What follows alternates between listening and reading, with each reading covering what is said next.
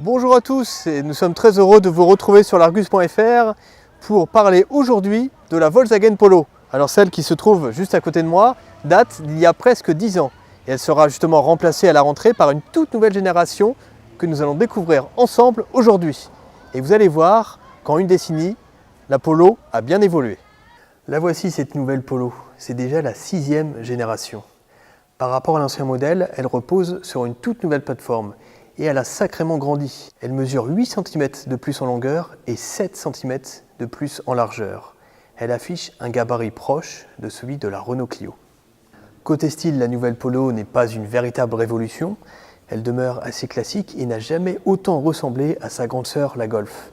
Il y a cependant certains points originaux, notamment l'avant avec cette calandre chromée qui se poursuit à l'intérieur des phares ou encore ces nombreux plis de carrosserie que l'on peut voir sur le côté. En parlant de carrosserie, il faut souligner que la nouvelle Polo ne sera disponible qu'en version à 5 portes. Concernant la partie arrière, ça reste également assez classique. On a des feux qui ne sont pas, sans rappeler ceux de l'Audi Q2. Et sur cette version, on a une fausse double sortie d'échappement car elle est équipée du pack Airline. Avant, la planche de bord de la Polo, c'était ça. Et même si la qualité de fabrication reste au niveau, on voit que le dessin de la planche de bord a bien vieilli et surtout, l'écran est tout petit par rapport à tout ce qu'on peut voir aujourd'hui sur le segment. La nouvelle Polo, c'est ça. Elle marque une vraie rupture. La planche de bord est entièrement redessinée. La présentation toute horizontale fait plus moderne et surtout beaucoup plus fun avec ses inserts colorés qui s'étirent sur toute la longueur de la planche de bord. Mais là où la Polo marque une vraie rupture par rapport à l'ancienne, c'est sur le plan technologique. Regardez, il n'y a plus de compteurs aiguilles, ils peuvent être remplacés par un écran entièrement numérique. Il y a aussi cet écran système multimédia qui est parfaitement intégré à la planche de bord. C'est un écran qui peut aller jusqu'à 8 pouces, très réactif et doté de commandes sensitives.